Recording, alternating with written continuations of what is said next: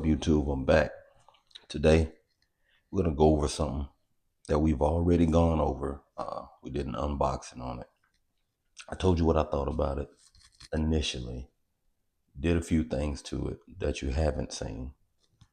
And I just want to kind of talk about my overall impression of it after getting a considerable amount of rounds downrange. So, as you see, we're talking about the Glock 43X. You already know has a solid cat. Told you guys before I was going to be getting the PSA micro dagger 15 round mag. So we'll go ahead and do that part while we're here. There's that 15 round mag that we talked about. This is the one I decided to go with. It's a few bucks higher than the other one. But that's what I got. And since we're at that point, let's go ahead and this weapon is clear. All right, other things. I believe the company I got this mag well from. It's Rapid Engineering. It's nothing expensive. It's not a major name brand. So something I wanted to try, inexpensive. TLR 7X sub, as you all know, if you're in the Glocks or you've been around them, that's one of the ones that actually works on this 43X. So the question is it fit for duty in the configuration that I have it in for me? For me, that's a twofold answer. Yes, it is fit for duty. It has Glock functionality. It's going to put rounds down range. It's going to be relatively accurate in itself outside of shooter error. And it's going to function.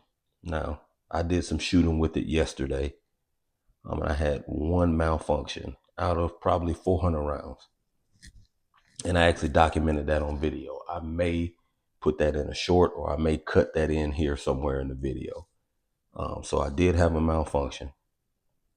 Cleared it, kept shooting, no other malfunctions. I actually talked shit about it in the video. So you'll see that. All right, we're gonna run 5 rounds each. See what we got. Shot placement is not really my main concern. We're looking at how the weapon reacts.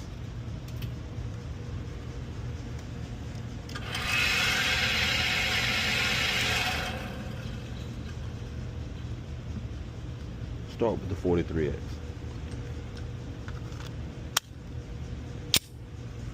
Five rounds, center mass.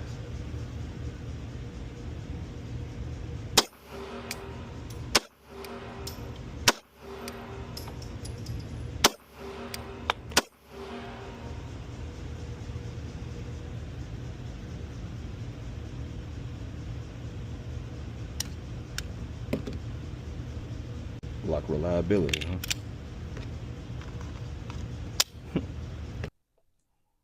Concealability. You can conceal it. You can hide it pretty well if you're looking for some deep concealment. What I don't like about it, for extended periods of shooting, that trigger, man. And I mean, the feel of that trigger is just something about how that trigger feels against my finger that I am not a fan of. I do not like it. Now, functionally, the trigger functions as it's supposed to. It's the feel of it. So I'm probably going to be getting a new trigger shoe. I'm not going to get into the internals. And again, that's something that is relative to me. I'm going to put a new trigger shoe on. I don't like how that one feels on my finger when I'm shooting it. Recoil. That's something that a lot of people like to talk about. And I'm not talking about the act of the weapon moving. I'm talking about felt recoil. If you're just shooting this on your range day and you're not comparing it to anything else, you probably won't have a remarkable response about the recoil, because you know that with a weapon this size and a barrel as short as it is, there is going to produce some recoil. It is going to be more prone to that than something with a larger barrel. So it's there. And again, we're talking about shooting only this at the range, so you haven't felt anything else at that during that day to compare it to. It recoils, but it's not. I'm gonna compare it to something that I don't like the recoil impulse in, and that is the Hellcat. It's not that. It is definitely not that. I am not a fan of the Hellcat at all, simply because of the recoil. 43X is not that. It's better than that. It's way better than that. Now, for it being as small as it is, it does feel good in your hand. Like, there's no way around it. It feels great in your hand, in my hand anyway. And I like full size weapons, man. I like how it feels, and with the mag wheel that I chose to put on it, it's not thick or bulky. It's not pushing my hand up extremely and altering the way that I hold the weapon. Man, I like how it fits in my hand. It works for me. And upgrading that magazine to the PSA mag and having the ability to have 15 in the magazine and one in the chamber, we're looking at 16 rounds. There are some way larger weapons that don't hold 15, so I'm not mad at that. So would I say, hey, for somebody who wants this to be their primary weapon that they take out every day and they rely on it and they depend on it, is this weapon duty ready for EDC? I have to say that it is.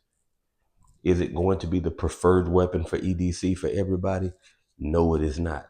Is it ever going to be my preferred number one EDC carry? No, it is not. But that's not taking anything away from it. That's just, it's not that for me. I may take it everywhere that I go, but I'm going to have something else. I'm going to have something a little bit bigger. That's just my level of comfortability. I don't feel comfortable leaving the house with just this. I don't. I never will. And it's nothing against the weapon. That's just how I operate. So I like it. I think it's good to have on you, even if it's your primary or if it's your backup. There's not much negative I can say about it other than it's a Glock. You got Glock lovers, you got Glock haters, and you got people in the middle like me who once hated Glock and decided to transition into them, but I'm not going to overinflate what it is that they are.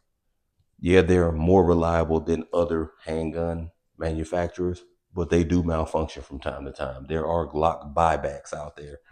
There are remanufactured Glocks. So they're not perfect, as nothing is perfect. So let's just remove that from the conversation because it gets thrown in there a lot, and that's not the case. I thought about in the future sending this one off to get it ported barrel, ported slide, just to see what it'll produce, if it'll be worth it. At the price point of this one, even doing that, I'm still coming in cheaper than a lot of the compact or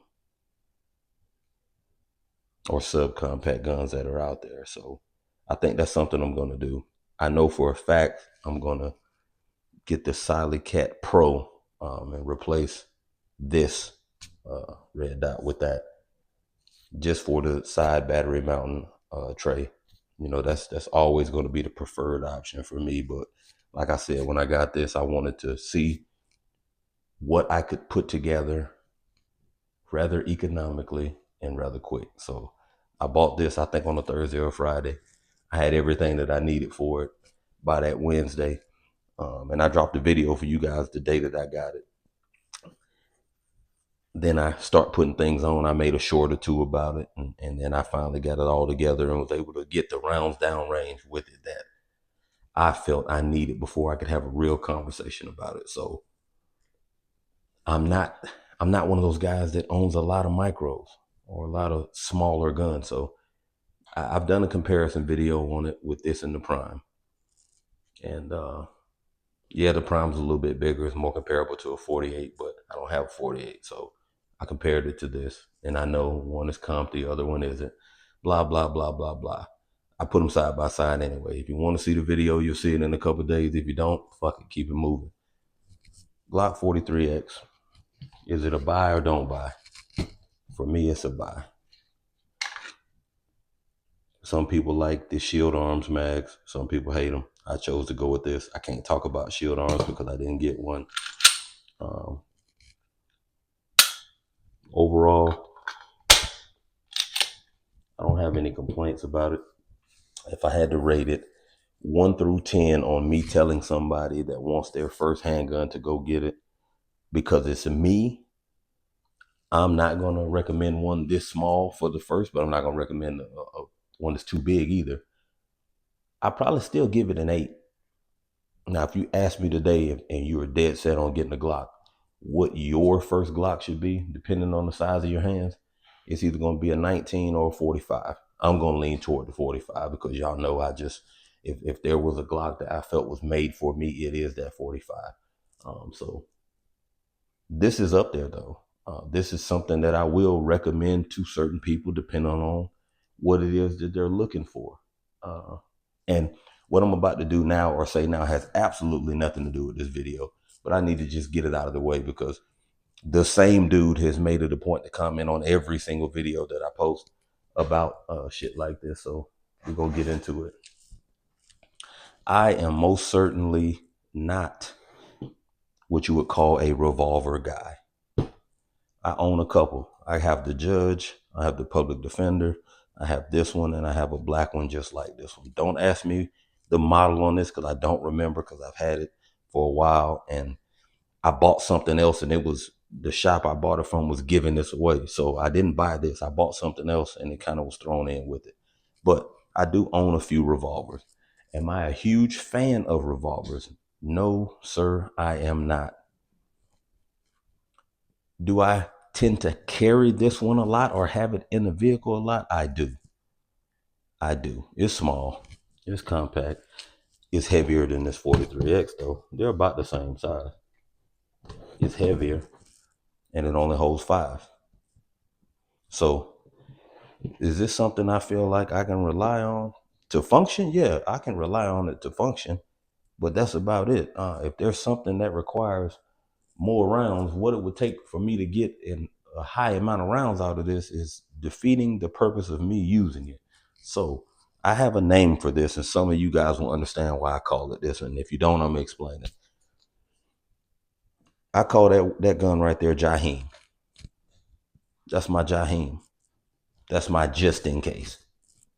If all shit doesn't hit the fan and I'm in my red truck, because that's normally where that one is, in my red truck and shit doesn't hit the fan and I've went through everything I got in my kit in that truck and you just got me pinned down and I got to get up out of there, I'm going to grab Jaheim and we got 5 chances to do what we need to do to get this situation mitigated. So this is not something that I'm going to carry on a daily basis as my EDC or my primary.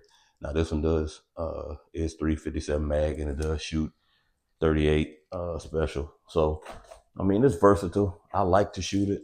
It's fun to shoot.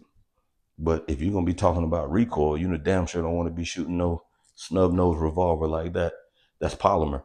Like, come on. So now to answer that troll, I do own a lot of different guns that are not just 9mm. I just talk about 9mm because right now, the place I'm at in my life, that's what I carry the most. That is what's the most available.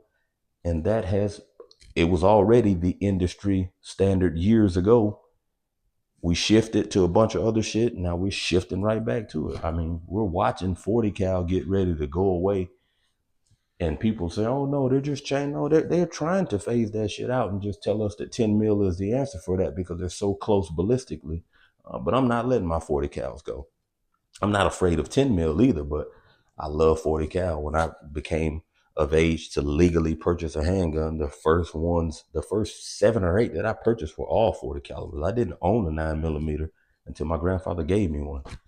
That wasn't my thing. I was a 40 guy. I'm 41 years old. So in that time period, 40 was the thing that young black guys like myself carried. I was in the military. So I had the money to go buy what I wanted, and that's what I wanted. So there's that. Anyway, we're not going to drag this on. I do feel like this 43X can be made to whatever you want it to be. It does have the reliability piece there. It does have the ability to customize it heavily if that's what you want to do. For the people who are heavy into not printing and deep concealment, it has all the features and aftermarket support that make that easy to do. So it is on the list of things I'll recommend. Like, share, comment, subscribe. I'll catch y'all next time.